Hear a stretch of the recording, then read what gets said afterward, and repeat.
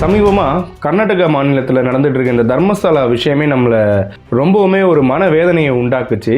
So அதுலேருந்தே நம்ம இன்னும் மீளலை, இன்னுமே அந்த கேஸ் போயிட்டு தான் இருக்குது. நம்ம எல்லாருக்குமே தெரியும், பார்த்துட்டு இருக்கோம்.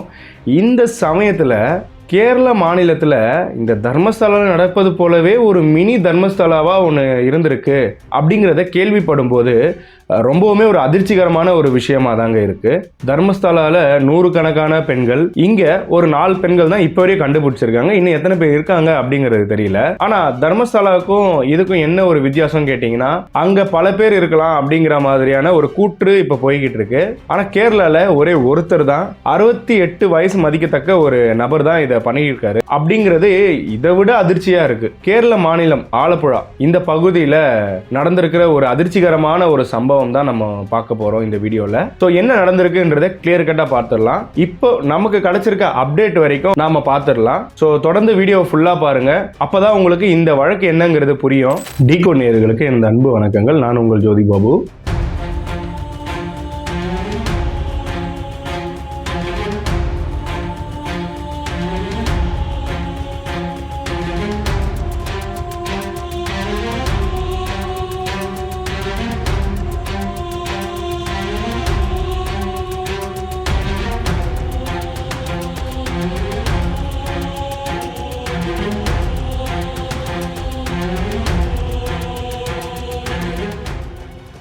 அன்னைக்கு டிசம்பர் 23, 2024 வருடம் ஜெயின் மேத்யூ அப்படிங்கிற ஜெயினம்மா, கேரள மாநிலம் ஆலப்புழா ஏட்டுமானூர் அப்படிங்கிற ஒரு ஊரை சேர்ந்தவங்க தான் ஜெயினம்மா. இவங்க காணாம போறதா ஆலப்புழா போலீஸ் ஸ்டேஷனுக்கு ஒரு புகார் வருது. இதையடுத்து ஆலப்புழா போலீஸ் ஸ்டேஷன்ல வழக்கு பதிவு பண்ணி தேட ஆரம்பிக்கிறாங்க.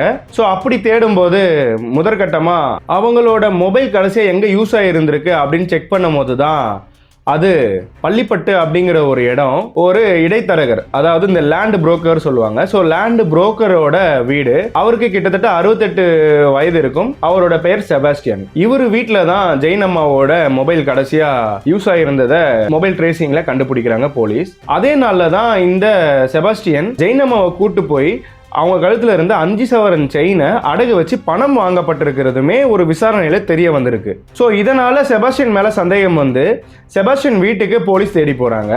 அது மட்டும் இல்லாம அவரையுமே கஸ்டடிக்குள்ள கொண்டு வராங்க.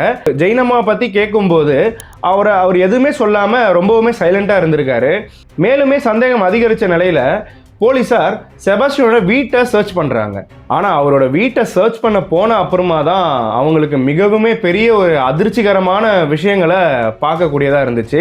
அவரோட வீடு வந்து பாத்தீங்கன்னா ஒரு தோட்டத்து வீடு மாதிரி தான் இருக்கும். சுத்தி தோட்டம், நடுவுல வீடு மாதிரி தான் அந்த அமைப்பு இருக்கு. அந்த வீட்டுக்குள்ள பார்க்கும்போது அங்கங்க ரத்த கரைகளா இருந்திருக்கு. அது மட்டும் இல்லாம மனித எலும்புக்கூடுகளுமே கண்டெடுத்திருக்காங்க. ஸோ இதனால ரொம்பவுமே இன்னும் சந்தேகம் அதிகமானதுனால அவரோட தோட்டத்தையுமே சர்ச் பண்ணுறாங்க. அது மட்டும் இல்லாமல் அவரோட தோட்டத்தையும் அந்த வீட்டையும் சுற்றி இருக்கிற ஏரியாவுமே சர்ச் பண்ணணும் அப்படிங்கிற ஒரு முடிவுக்கு போலீஸ் வராங்க. ஸோ இதை அடுத்து தான் செபாஸ்டியனோட வீட்டை போலீஸோட கஸ்டடிக்குள்ளே கொண்டு வராங்க. கஸ்டடிக்குள்ளே கொண்டு வந்ததுக்கு அப்புறமா தான் ஜேசிபி வச்சு அவரோட வீட்டை தோண்ட ஆரம்பிக்கிறாங்க. அதாவது அவரோட தோட்டத்து இடங்களை தோண்ட ஆரம்பிக்கிறாங்க. எந்த இடம்லாம் வந்து சரிக்கு சமமாக இல்லாமல் கொஞ்சம் சந்தேகத்துக்கு இடமான இடங்களாக இருக்குதோ அந்த இடங்களை ஜேசிபி வச்சு தோண்ட ஆரம்பிக்கிறாங்க. ஸோ இப்படி தோண்டும் போது தான் தோண்ட மனித எலும்புக்கூடுகள் எரிந்த நிலையில வருது. ஸோ இதை பார்த்து போலீஸ் நிஜமாவே அவங்க அன்எக்ஸ்பெக்டடாக தான் தோண்டினாங்க, ஒரு சந்தேகத்துக்கு இடமாக தான் தோண்டினாங்க. அவங்களுக்கே ஒரு பெரிய அதிர்ச்சியாக இருந்தது. இது மட்டும் இல்லாமல் மனித மண்டை ஓடுகள், மனித எலும்புகள் கொத்து கொத்தாக கிடச்சிது, கொத்து கொத்தாக எடுத்திருக்காங்க. ஸோ இந்த எலும்புகளெல்லாம் கைப்பற்றி டிஎன்ஏ டெஸ்ட், எப்பயுமே ஒரு போன் கிடைக்குது, கிரைம் சீனில் போன் கிடைக்குது அப்படின்னா அதை வச்சு டிஎன்ஏ டெஸ்ட் பண்ண முடியும். ஸோ அந்த ரீசன்னால போலீஸ் உடனே டிஎன்ஏ டெஸ்ட்டுக்கு அனுப்பிட்டாங்க. அதில் ஒரு மண்டை ஓட்டில் 2 பற்கள் ஸ்டீல் பற்களாக இருந்துச்சு. அதாவது நமக்கு பல்லு ஏதாவது விழுந்துருச்சு அப்படின்னா அந்த பல்லு நம்ம திருப்பி கொண்டு வர முடியாதுங்கிறனால அதுக்கு பதிலாக ஸ்டீல் பற்கள் யூஸ் பண்ணுவாங்க. அது பொதுவாக நம்ம எல்லாருக்குமே தெரியும்.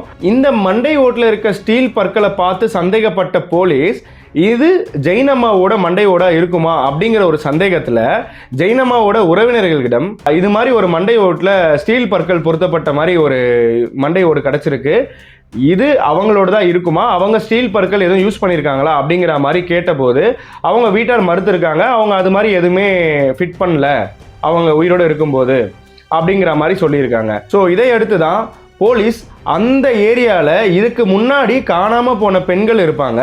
ஸோ அந்த பெண்களோட லிஸ்ட்டை எடுத்து அதில் யாரோட மண்டையோட இது இருக்குமோ அந்த உறவினரிடம் நம்ம கேட்டு தெரிஞ்சுக்கலாம், அதன் மூலியமா லீடு கிடைக்கும் அப்படிங்கிற ஒரு கோணத்தில் போலீஸ் விசாரணையை ஆரம்பிச்சாங்க. அந்த காணாமல் போன பெண்கள் பட்டியலில் இருந்து ஃபில்டர் பண்ண ஒரு 3 பேரை பார்க்கலாம். 2006 காணாமல் போன சேர்த்தலா பகுதியை சேர்ந்த பிந்து பத்மநாபன். இரண்டாவது 2012 காணாமல் போன ஆயிஷா அப்படிங்கிறவங்க. அதுக்கு அடுத்து 2020 காணாம போன சிந்து அப்படிங்கிற ஒரு பெண்மணி. ஸோ அந்த 3 பேரோட உறவினர்கிட்ட விசாரிக்கும் போது 2012 காணாம போன ஆயிஷா அப்படிங்கிறவங்க அவங்க உயிரோடு இருக்கும்போது ஸ்டீல் பல் யூஸ் பண்ணியிருக்காங்க. ஸோ இது இந்த விசாரணையில் தெரிய வந்திருக்குங்க. மேலும் ஆயிஷா வீடு கட்டுறதுக்காக நிலம் வாங்குறதுக்கு இந்த ரியல் எஸ்டேட் புரோக்கர் செபஸ்டியனை தொடர்பு கொண்டதா தெரிய வந்திருக்கு. அதே மாதிரி 2006 காணாம போன பிந்து பத்மநாபன் அவங்களோட 2 ஏக்கர் நிலத்தை விற்கிறதுக்காக இவர் கூட கான்டாக்ட்ல இருந்ததா தெரிய வருது. இதையடுத்து 2006 பிந்து பத்மநாபன் காணாம போன சமயத்துல பிந்து பத்மநாபன் மற்றும் செபஸ்டியன் மனோஜ் அப்படிங்கிறவரோட ஆட்டோல தான் இந்த இடம் பார்க்குற விஷயமா சுற்றி இருக்காங்க. ஸோ இந்த சுற்றி அலையிறதெல்லாம் அந்த ஏரியா மக்கள் பார்த்துருப்பாங்க. அப்போ இந்த பிந்து காணாம போனப்ப கேஸ் ஃபைல் ஆயிருக்கு. கேஸ் ஃபைல் ஆயிருக்கப்ப பார்த்தீங்கன்னா செபஸ்டியன் தான் அரெஸ்ட் ஆயிருக்காரு. அப்போ மனோஜ் அப்படிங்கிறவரோட ஆட்டோவில் சுற்றினதா தெரிய வந்த அப்ப மனோஜை தேடி போலீஸ் போனப்ப அவர் ஒரு மர்மமான முறையில் இறந்துருந்தாரு. அது அவர் தற்கொலையா இல்லைன்னா கொலையா அப்படிங்கிறது தெரியல. பட் அவரு மர்மமான முறையில் இறந்திருந்தாரு. இதனால போதிய சாட்சியம் இல்லாத ஒரு பட்சத்தில் செபஸ்டியன் அப்போ ரிலீஸ் ஆயிருக்காரு. இது எல்லாமே இப்போ இவர் இந்த கேஸ்ல மாட்டினதுக்கு அப்புறமா அவரோட ப்ரீவியஸ் ஹிஸ்டரி, அதாவது ப்ரீவியஸ் கிரிமினல் ரெக்கார்டு ஏதாவது இவர் பேர்ல இருக்கா அப்படின்னு செக் பண்ணும்போது 2006 இந்த மாதிரியான ஒரு விஷயத்துல அவரு ஆல்ரெடி அரெஸ்ட் பண்ணப்பட்டது தெரிய வருது. இதே மாதிரி 2012 காணாம போன ஆயிஷா, 2020 காணாமல் போன சிந்து, இவங்க எல்லாருமே இவரோட தொடர்பில் இருந்திருக்காங்க. அப்படிங்கிறதுனால தான் போலீஸுக்கே இந்த சந்தேகம் எழுந்திருக்கு. இந்த ஜெயின் அம்மாவோட சேர்த்து 4 பெண்களையுமே இவர் தான் கடத்தி கொண்டு இருப்பாரா அப்படிங்கிற மாதிரியான சந்தேக நோக்கில் தான் இந்த விசாரணை போய்கிட்டு இருக்குங்க.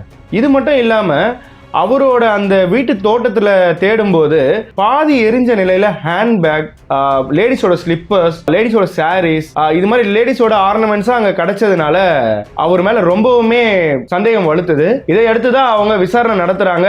ஆனாலுமே அவர் இப்போ வரையுமே மௌனம் சாதிச்சு தான் வராரு. அது மட்டும் இல்லாமல் அந்த கிடைச்ச மனித எலும்புகளை அந்தந்த வீட்டார், அந்த காணாமல் போன 4 பெண்களோட வீட்டாரோட டிஎன்ஏ எடுத்து இந்த போனோட சேர்த்து டெஸ்ட் பண்ணி டிஎன்ஏ டெஸ்ட் ரிப்போர்ட்டாக கொடுக்கும்போது தான் நமக்கு தெரியும் இது காணாமல் போகப்பட்ட அந்த 4 பெண்களோட எலும்புகள் தானா அப்படிங்கிறது. இது மட்டும் இல்லாமல் இன்னொன்றும் கண்டுபிடிச்சிருக்காங்க.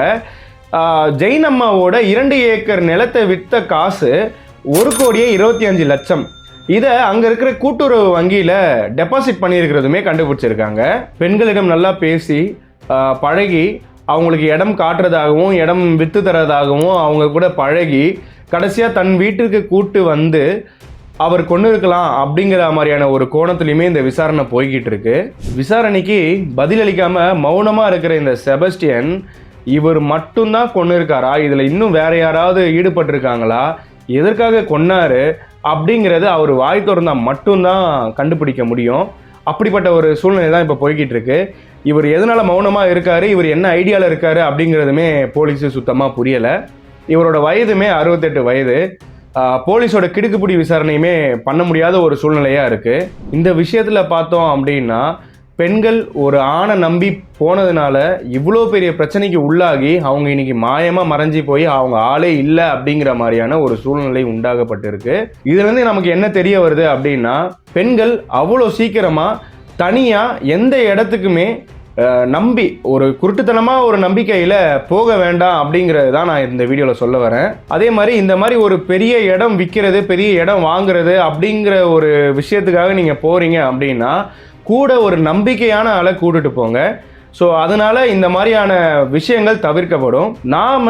நம்மளோட சேஃப்டியை கரெக்டாக பார்த்துட்டு நாம் கரெக்டாக ஐடியா பண்ணி போனோம் அப்படின்னா எல்லாமே சூப்பராக நடக்கும். கேரள பகுதியே வந்து பார்த்தீங்கன்னா அங்கே இருக்க மோஸ்ட் ஆஃப் த வீடுகள் தோட்டத்தோட தான் இருக்குங்க. அதனால அந்த வீட்டுக்குள்ளே என்ன நடந்தாலுமே அக்கம் பக்கம் இருக்கிற வீடு ரொம்ப தொலைவில் இருக்கிறனால கத்துனா கூட அவங்களுக்கு கேட்கக்கூடிய ஒரு சூழ்நிலை இல்லாமல் தான் இருக்கும்.